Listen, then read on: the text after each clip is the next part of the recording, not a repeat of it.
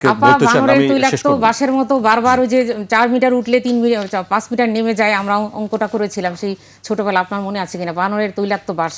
তো আপনি যাদেরকে বারবার পিছিয়ে নিয়ে যাচ্ছেন, আমরা কিন্তু সামনে এগিয়ে যেতে চাচ্ছি। জনগণ 12 তারিখে দেখা হবে বিজয়।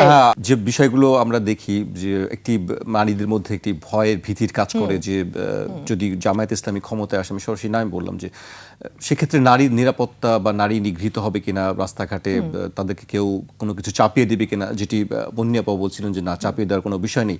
আপনি শেষ করবেন। চাপিয়ে দেওয়ার ব্যাপার না, ওনাদের সংগঠনের উদ্দেশ্য হচ্ছে শরিয়া ভিত্তিক ইসলামী রাষ্ট্র প্রতিষ্ঠা করা, যেটা পাকিস্তান এবং মধ্যপ্রাচ্যের দেশগুলোতে লক্ষ্য করা যায়। এখন উনি বলেছেন যে 71-এর কার্ড, 71 তো আমাদের জন্ম এই দেশটার, তো 71-এ জামাত বাংলাদেশের স্বাধীনতা পাকিস্তান বিভক্তির বিরোধিতা করেছিল। এখন 71-এ এই দলটির অনেক নেতাকর্মী সেই সময় আধা সামরিক বাহিনীতে যোগদান করেছিল বলে অভিযোগ আছে, এবং যারা গণহত্যায় জড়িত থাকার অভিযোগে অভিযুক্ত জামাত ইসলামের সদস্যরা আধা সামরিক বাহিনীর শান্তি কমিটি গঠনে নেতৃত্ব দিয়েছিল, এবং ওনাদের যিনি একজন ছিলেন উনি তো চলে গেছিলেন 1972-এ। সরকার জামাতকে রাজনীতি থেকে যখন নিষিদ্ধ করে তখন নেতারা পাকিস্তানে নির্বাসনে চলে গিয়েছিল, এবং পরবর্তীতে তারা যখন এসেছিল, কাজেই 71 আমাদের দেশের স্বাধীনতা, আমাদের দেশের জন্ম যেটার সাথে জড়িয়ে আছে, সেই কার্ড খেলা না খেলার বিষয় না। This is a very important thing. এটা আসবে, আসতেই থাকবে, চিরদিন আসবে। আর আরেকটা হচ্ছে নারীরা শোপিস, উনি একটা ওনার বক্তব্যে বলেছেন, এটা এখন উনি আমাদের দলের আমাদেরকে যদি মিন করে থাকেন একজন নারী হয়ে উনি, যে আমরা বিএনপিতে শোপিস হিসাবে আছি, তাহলে আমি বলবো এটা ওনার দৈন্যতা।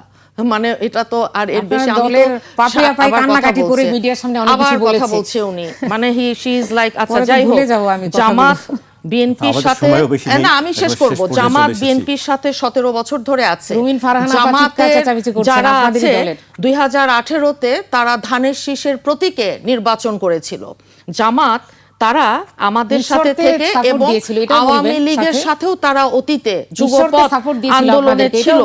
এখন আপনি যে কথাটা ওনাকে জিজ্ঞেস করেছেন, আমার কাছে অনেকগুলো, এটা আপনারা আমার সবার কাছে সোশ্যাল মিডিয়ার যুগ, বহু আজকাল স্কুলের বাচ্চা মেয়েরা, বাংলা মিডিয়াম ইংলিশ মিডিয়ামের বাচ্চারা কলেজে পড়ছে, ছেলেমেয়েরা যারা আমাদের আত্মীয় স্বজন বন্ধু বান্ধবের, তারা বলছে যে একটা বাচ্চা মেয়ে 13-14 বছর বয়স, ও ওর বেস্ট ফ্রেন্ড একটা আরেকটা মেয়েকে নিয়ে রিক্সা করে যাচ্ছে, তখন রাস্তায় একজন র্যান্ডম ভদ্রলোক ওদেরকে বলেছে যে মাথায় কাপড় দিলে কি অসুবিধা হয়, মাথায় কাপড় দাও না কেন। তো এখন এটার পরে অনেক কমেন্টস আছে, অনেক অসংখ্য। তো হয় কি, এটা এই যে যেই আপনি যেটা বললেন যে এখন পরিবেশটা কেমন, এখন পরিস্থিতি কেমন, জামাত আসার আগে কেন তারা ভয় পাচ্ছে, জামাত আসার আগে কেন এই বাচ্চাদের মনের মধ্যে, বিশেষ করে মেয়েদের মহিলাদের মনের মধ্যে, আমি তো ভয় পাচ্ছি একজন কর্মজীবী নারী হিসেবে, আমি তো ভয় পাচ্ছি, আমি তো ভাই সেফ অ্যান্ড সিকিউর ফিল করছি না।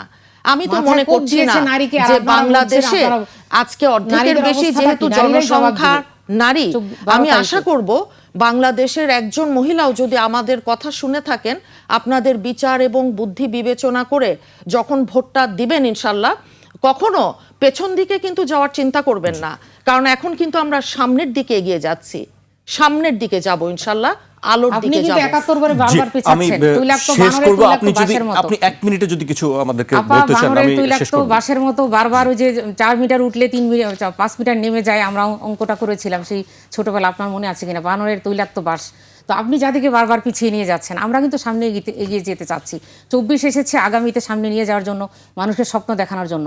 বাংলাদেশ জামাত ইসলামী জনগণের রায় নিয়ে ইনশাল্লাহ আগামীতে গভর্নমেন্ট ফর করবে। আপনারা জানেন, আমি লাস্ট একটা তথ্য দিয়ে শেষ করতে চাই, আন্তর্জাতিক গণমাধ্যম রয়টার্সের যে বিশ্লেষণ, সেখানে তারা আগামীতে জামাত ক্ষমতা আসবে বলে তারা সাসপেক্ট করছে, এবং তারা 3টি কারণে জামাত আসবে। আমি বলি সেটা হচ্ছে 3টি কারণ। একটা হচ্ছে জনগণকে তারা অর্থনৈতিক সাপোর্ট দিয়েছে, সরকারে না থেকেও তারা জনগণের পাশে দাঁড়িয়েছে, অর্থনৈতিক সাপোর্ট দিয়েছে, তারা হেলথ কেয়ারের জন্য যে প্রতিষ্ঠানগুলো করেছে এখানে অনেক ধরনের সুযোগ সুবিধা দিয়েছে, তারা কি করেছে স্বাস্থ্য সেবার ক্ষেত্রে তারা মাইল ফলক তৈরি করেছে, বিভিন্ন প্রতিষ্ঠানগুলো স্থাপন আরে করে, বাংলাদেশের এরপর শিক্ষা, মানুষই তো জনসেবার জেগে ক্ষেত্রে উঠেছে। যে কোনো দুর্যোগের সময় তারাই সবার তো আগে জামাত বিএনপিকে এগিয়ে ভোট এসেছে। দিবে, এটা তারাই তো চায়। এই বিগত সময়ে দেখেছে, এমপি জনগণ আসলে প্রমাণ করেছে। আমাকে শেষ করতে হ্যাঁ, হচ্ছে, শেষ করেন। সময় একেবারে শেষ হয়ে ইনশাআল্লাহ গেছে। আগামীতে শেষ জনগণ করেন। 12 তারিখে আপনাদের- দেখা হবে বিজয়ে। হ্যাঁ, আপনাদের শেষ করেন। সঙ্গে ইনশাআল্লাহ আমি দেখা হবে আবারও বিজয়ে। হয়তো কথা হবে ইলেকশনের নিশ্চয়ই। আগেই যে হুমকি আপনাদের ধমকি শুরু দুজনকে হয়েছে। অনেক ধন্যবাদ, আজকে আমাকে শেষ করতে হচ্ছে।